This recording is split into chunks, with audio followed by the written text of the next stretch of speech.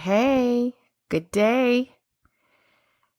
May this be your blessing and your mindset that today was made just for you. You were on the Creator's mind when He put this day on record in heaven and on earth. That there is something special, that there is something purpose, that there is something intended for you today. Take that in and may it bless you. That today holds everything that you need to be the best version of yourself and to succeed. So let's start the day with some self-love, some self-worth, and some self-work, because you deserve that. So you begin and end the day with the goodness that you absolutely deserve. I'm Renada. I'm so glad you're listening. Welcome. And I'm hoping that today is an opportunity for you to share in this space in a new way, in a way that sets you free, in a way that builds yourself in a new light, in a new understanding. Because that's how we evolve. That's how we grow. And today we are talking about cycles. And whatever you want to call it, whether you call it a generational curse or passing down traumas or a cycle, it's all the same thing. Because the reality is that when we don't learn from and address the past, we are destined to repeat it. It will show up some way, somehow, over and over again until you stop. Until you put a stop to the cycle that you're in. So how do we get out of the cycle and the loop that keeps us from moving forward in goodness and in truth, from evolving in a linear direction instead of a circular direction? Right? So, not an easy subject, not an easy topic, and mostly because we all have experienced or witnessed some form of dysfunction, whether it's from your childhood, your teenage years, middle school, high school, a college experience, a failed marriage, a traumatic experience as an adult. We have all experienced some form of dysfunction. And those are the situations that leave a lasting impression on our hearts. The ones that sometimes we struggle to see the lesson in, or we don't allow the experience to teach us a truth that we're supposed to have and hold. And when we don't learn from that experience, it is really easy to become subject to a mode of operation or a habit or frame of thinking that can prevent us from walking in power or walking in purpose. My sister-in-law, earlier this week, she sent me this video. It was a TikTok video of this mom who was talking about raising Gen Z teenagers. And it said SOS on it. And this woman was just pouring out her heart and she was crying and she was saying, in an effort to not pass on generational curses and not do harm to her children and not damage them beyond the challenges of already being teenagers and trying to navigate being a teen. She was finding it hard. She felt like she had to escape just so that she did not repeat a habit that she knew would not leave them better, would not leave them built. And my heart broke watching her cry and pour out her heart over this video because, y'all, it is hard when you are working to break a cycle. It is hard. It takes some real work. Think about that. Because I know we all have a frame of reference. Have you ever witnessed somebody doing the same thing over and over and over and over again? And you're like, why do they keep doing this? Like, they already know how it's going to end. I know how it's going to end. I'm watching you do it. Why do you not understand this? Or Have you ever been in a situation and you're like, how did I get back here? How did I let this happen again? You know what? I cannot believe I did that. Yeah, I have been there. It is not a good feeling when you feel like you have ended up in a cycle or in a place where you did not intend, or like what you thought was going to be the outcome absolutely did not manifest. It didn't materialize anywhere. And you can't seem to put the pieces together to make the right puzzle. You're like, this is incongruent with where I thought I was going to be or what I thought was going to happen. Typically, that is the result of being in a cycle. Sometimes we don't even notice that we're in a cycle until it's too late. And it is easier to recognize other people's cycles than it is for us to recognize our own. And I think it's just a matter of perspective. You know, when you're subjective in a situation versus being objective, and people say, you know, hindsight is always 20/20. Yes, but there's also foresight and there's insight. So why just rely on hindsight? If you can be in a situation and stop and check in with yourself and say, does this feel right? Does this look right? Does this sound right? And if any of those answers are no, then somewhere you're trying to be looped into a cycle, whether you're aware of it or not. And it is important to do those self-checks because that ensures that we are evolving in a linear, straight line, straight path forward, and not in a circle where, yeah, you learned a new skill or you have a new piece of knowledge, but you're applying it to the same cycle. So you're still in the same place doing the same thing, expecting something different. That doesn't entirely make sense, right? And the truth is that just because something is familiar or it's a habit that you have, it does not mean that it should be. Just because something comes easy and it seems to have quick results, if the results aren't what you intended, then it doesn't mean that you should continue doing that thing. It doesn't make sense. Somewhere you have to break that cycle. So here's a way to know whether or not you're in a cycle. If every time you have a conversation with a particular person or group of people,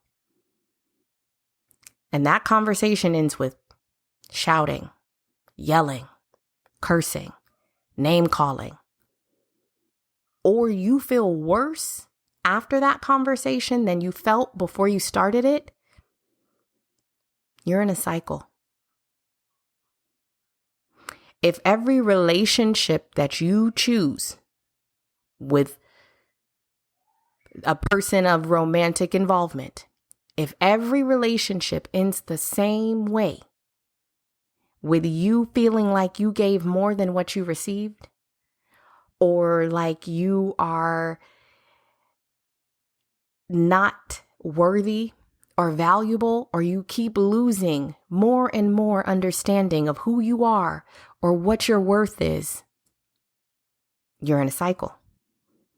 If it always ends in disappointment, it's a cycle. Or if every time you get ready to go to a certain place or engage in a certain environment, you have to mask and prepare for hurt with a soother, whether that's a substance or a food or whatever it may be, whatever filler it may be that helps you mask and prepare for hurt or disappointment or angst, that is a cycle.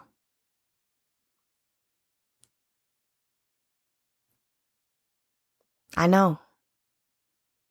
It is a hard reality because sometimes you're like, oh, but it's not that bad. But is it reflective of your worth? Is it confirming of your value? Just because it's not that bad and just because you can endure it doesn't mean that you're supposed to. Just because it's what you do doesn't mean you have to. Because if every day there is good intended for you, why would you settle for less? And a cycle means that you are settling for less. And cycles show up through our emotions and how we express them, the expression of our emotions. Think about that. When was the last time that you engaged in a cyclical behavior with somebody or with yourself? For me, it was when we first moved back to Texas. And because we had been so far away for so long, I felt like it was warranted that I would no longer have boundaries about my time or my space. Because of course I'd been thousands of miles away. So yeah, I should be accessible to people. And so I was spending time with people out of obligation rather than desire, because I desired to settle into being in a new place, being in a new season. But I wasn't really giving myself that. And then later it showed up in, okay, the kids are here, they're in a new place. Maybe we should take away some of their chores. Maybe we should take away some of their responsibilities. And going back on boundaries that I had set, that my husband had set, so that we could somehow facilitate this new place and space. No. Because I had already given up bearing a lot of the responsibilities that they could be accountable for. My husband had already given up bearing a lot of the responsibilities that they were accountable for. And it became, I would point it out to my husband. I'd say, look, they're trying to move the measure. And people will do that, especially if they've gotten used to and can pinpoint your cycles. Either they know exactly what to say or the right face to make or the right story to tell you that loops you right back into that cycle. And then there you go, feeling bad, removing boundaries, letting people move your measure. That's a cycle. And the truth is, I know my kids know my cycle. They know what buttons to push. They know how to get me to be the most empathetic. Join their little bandwagon, get on there and be really rooting for them to, yeah, I will. I see it. I understand it. No, sorry. Wrong day, wrong person, not me. You guys should know by now. You've been alive too long. You cannot move that measure. You can't. One of the measures that I put in place was, we are all going to help cook dinner. It's not just on me. Because as adult human beings, you need to know how to care for yourself. Self-care is knowing how to give yourself what you need. And if you can't cook, you can't give yourself what you need. So for a while, we had them help with a meal. They had to help plan a meal. And then somehow, somewhere along the line, I let the measure be moved. And now I'm cooking all the meals for the whole week again. And then there was one day, my husband and I were out. The kids were home, came home. They were supposed to be making dinner. I had a menu on the refrigerator. It said exactly what they were supposed to make, what was for dinner. They knew what was in there. Y'all, it was like 8:30, 8:45, and they had made nothing. We came in. I'm looking around. Why haven't you guys made yourselves any food? Oh, we didn't know what we were supposed to cook. It's on the menu. It's on the refrigerator. Oh, well, I didn't know what that was and we didn't really want it. Well, that's an incongruent sentence. How do you know you didn't want it if you didn't know what it was? So, okay. My reaction was, well, that's really ungrateful. That's pretty rude. Because here I go taking the time to put all of these meals and plan them and make sure we have the ingredients for them. And you guys couldn't even make it for yourself. You know what? They took offense to me saying they were ungrateful, so I apologized. I didn't mean that you were being ungrateful. What I should have said was, that was disappointing. And I don't appreciate going to lengths to ensure that what we need for meals is here, because Dad is working hard to make sure that that is supplied, and you guys aren't even taking the time. So I had to set a new boundary because I was not going to end back up in that cycle. Okay, in response, instead of reaction, in response, now you will each have a day to cook. You will cook by yourselves. You will plan out that meal.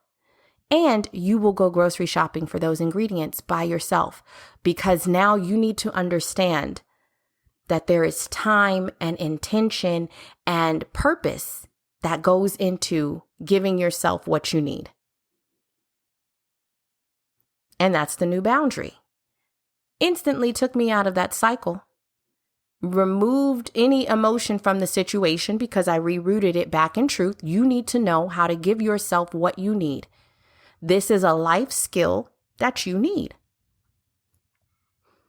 They did not like it at first. And if I had allowed them to move the measure for me, I would have taken it back and I would have ended up in a cycle. And that wouldn't be fair to any of us. So, in the expression of those emotions that came from that cycle, the frustration, those were externalized expressions, right? But sometimes the expression of our emotions from a cycle can be internalized. And that is when, we end up overeating, or we're self-harming, or we're drinking, or we isolate ourselves. That's internalized expression of a cycle.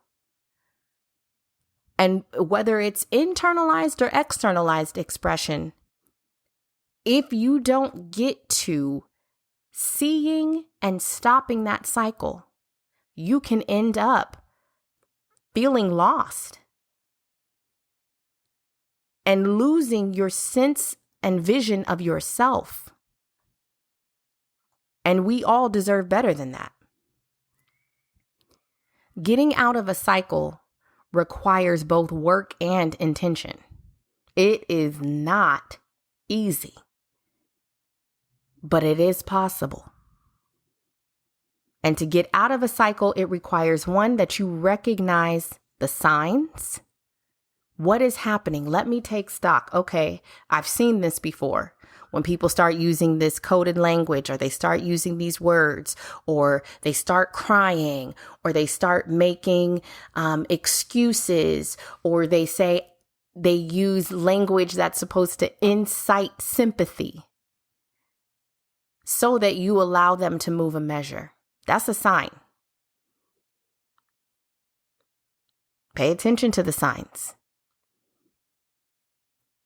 That's the first step. See the signs. And know what signs trigger you. That is so important. That requires you being self-aware. And then after you see those signs, you have to stop and make sure that you are not participating in self-sabotage. How does self-sabotage show up? Well, it shows up by faulty thinking. When you start excusing other people's wrongdoings towards you. Oh, well, they didn't actually mean that. But could they have? And if they did, what does that mean? And not that you will hold it as an offense and harbor unforgiveness, no. But you call it what it is, and then you say, okay, I need to set a boundary there. When you don't have boundaries set up, that is a form of self-sabotage, because you are allowing people to take away the impression that they can always move the measure and you're going to be okay with it. You're going to accept it. So faulty thinking, destructive habits, if you know that every time around this time of the year, it stirs up feelings or causes you to feel a certain kind of way, and you ensure that you have exactly what you need to soothe or to fill instead of creating a boundary, that is self-sabotage. If every time you start feeling this way, you pick up the phone and you call the same person and that conversation never goes well, or it leaves you feeling diminished or depleted, that is self-sabotage.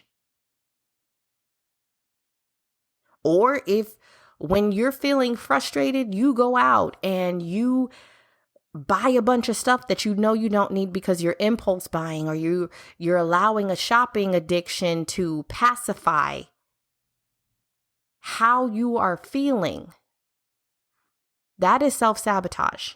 Anything that is not long-term sustainable and leaves you better is self-sabotage. And sometimes it is hard to recognize where we have sabotaged ourselves. That is not an easy reconciliation to make. But it is important, because you don't want to be your own worst enemy. You don't want to participate in the kinds of things that will diminish you. So if you need help, ask for help. Ask the people who you know love you and care about you, or the people who have access to the resources that would bless you. Ask for help. If you need to join a support group, join a support group. If you need to remove yourself from a place that you know is not blessing you, remove yourself from a place that you know isn't blessing you. If you need to cut ties with somebody, cut ties with someone. If you know that you need to start looking for another job in a different field, look for another job in a different field. And if you know that you need to be setting boundaries in places where people have the wrong understanding of who you are and how you value yourself, then do the right things to communicate who you are and where you stand. And it is not easy. But I promise it is worth it.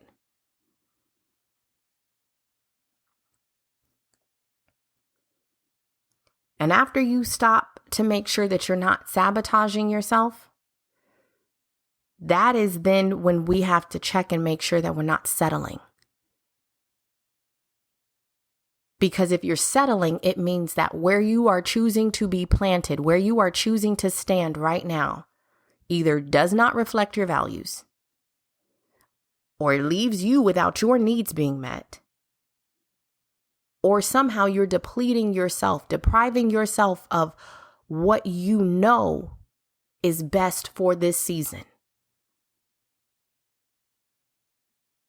You can't settle. Because to settle means that you are agreeing that even though you know you deserve more, you deserve better, you're okay with less. And if that is one of your truths, you need to root out the why. Why do you feel like you're not deserving of better? Is it trauma thinking? Is it a lack of self-advocacy? Are you living based on other people's obligations and expectations? You deserve better.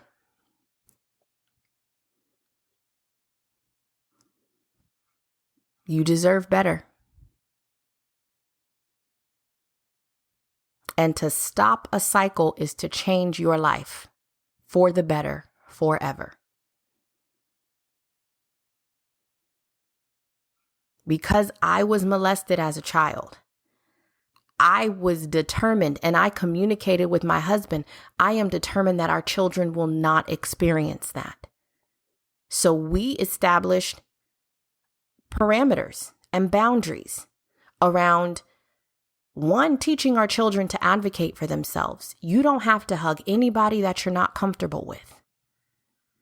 You are not obligated to hug or kiss anybody.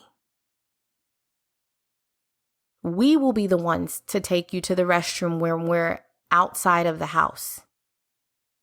And anytime that you're at school or outside away from us, when it comes to a bathroom, you close the door, you close the stall, and you lock it.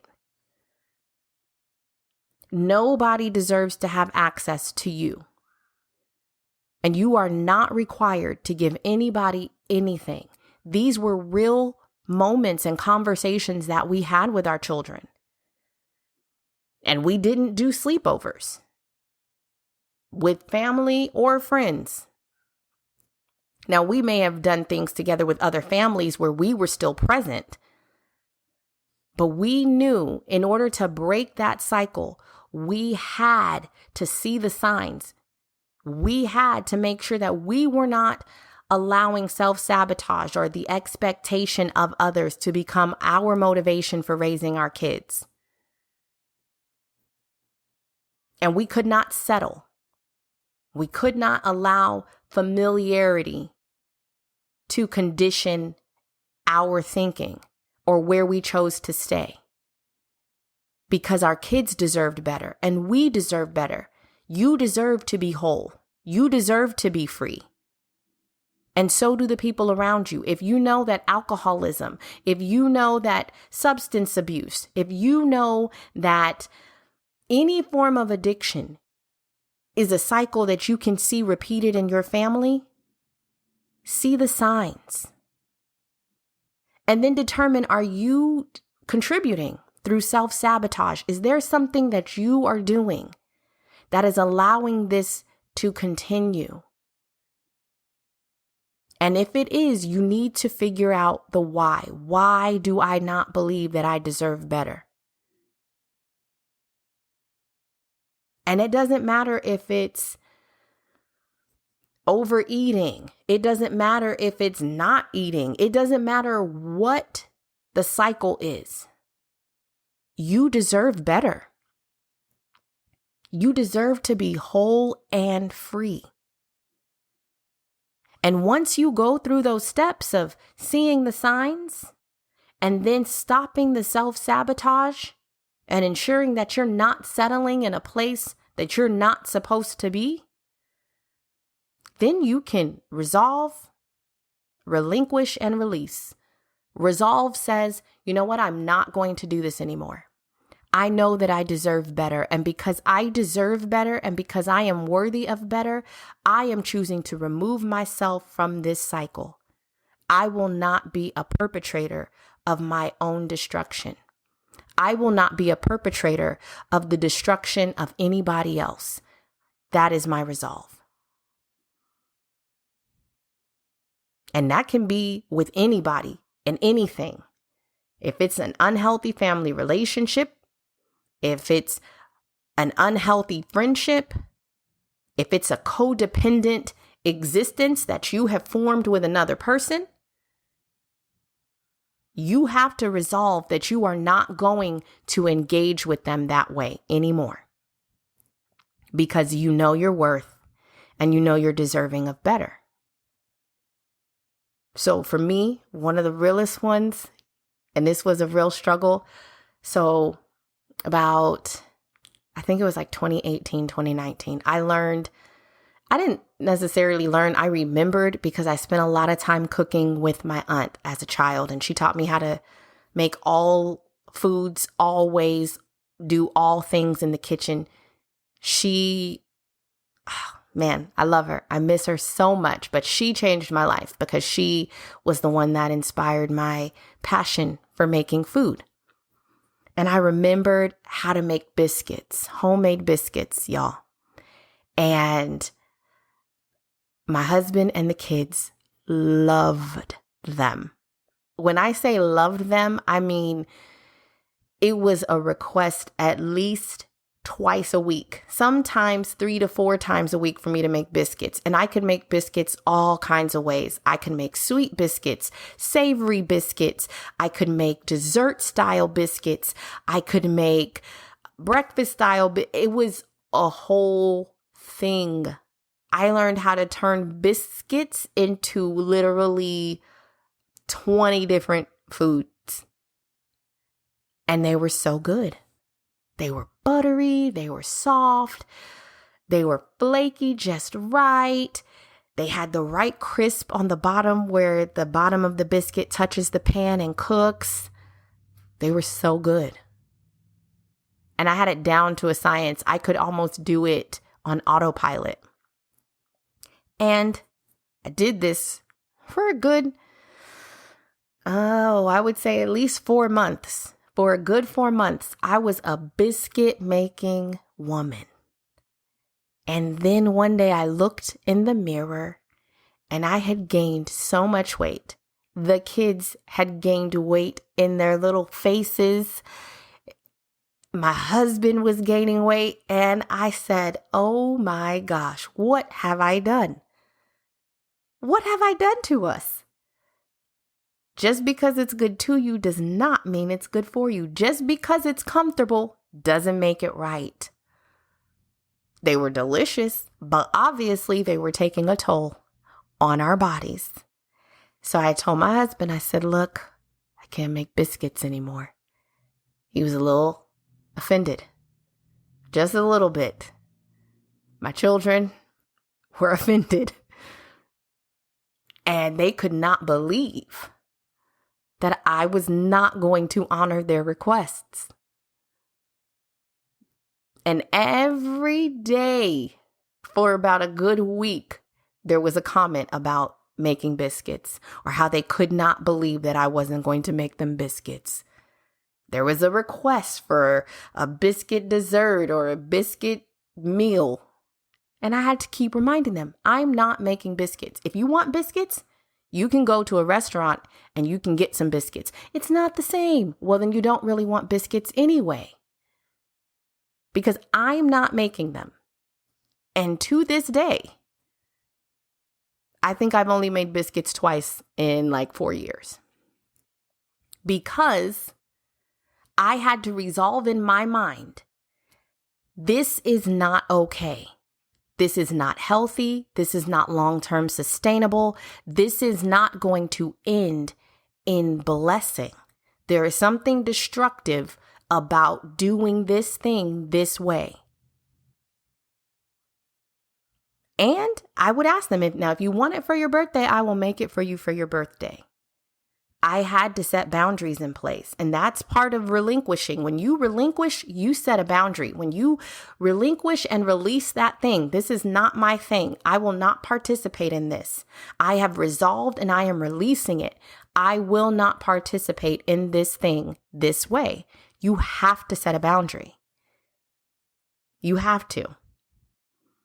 And you have to replace it. So the replacement was, y'all can go get biscuits somewhere else. I'm not going to make them. I'm not saying that you can never eat biscuits. I am saying I am not going to make biscuits.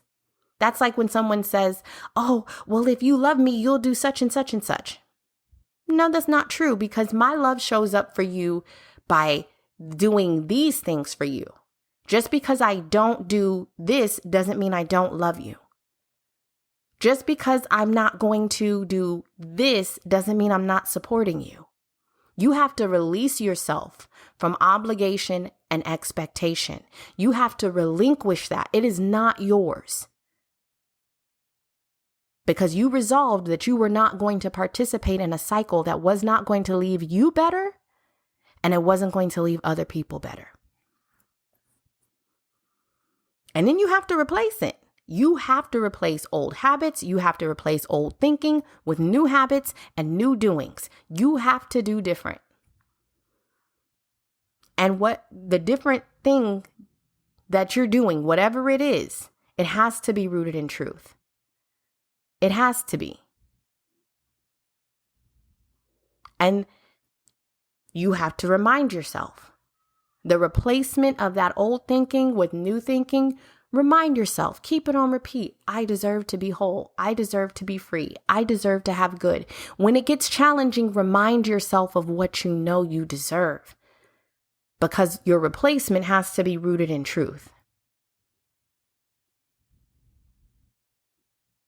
So let's self-check. Take a breath, because I know that these are not going to be easy questions. Are there cycles that you are living or replicating right now? And how are they revealing themselves in your emotions and your expression of those emotions? Are you internalizing and self-harming? Are you externalizing and having to deal with those consequences?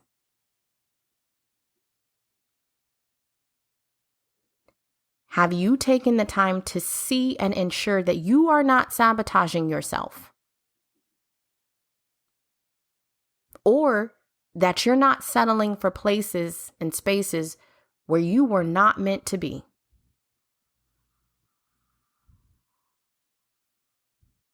And starting today, where can you resolve? Where can you relinquish a cycle so that you can set boundaries and do different? Replace that for your own good so that you do not keep repeating, so that you are not harming yourself or harming others.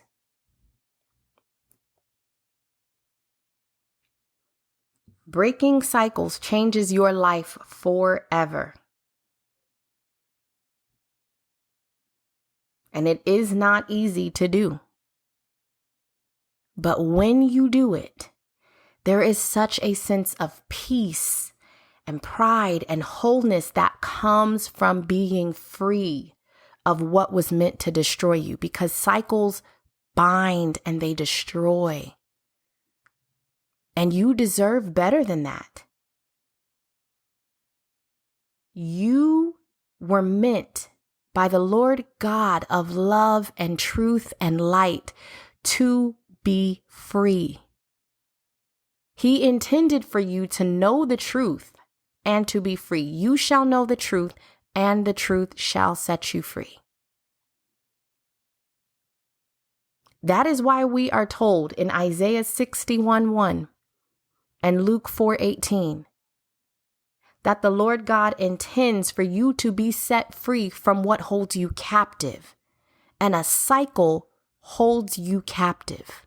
It does not let you evolve in a linear path forward, moving towards the direction of your good, your purpose, and in power. It does not.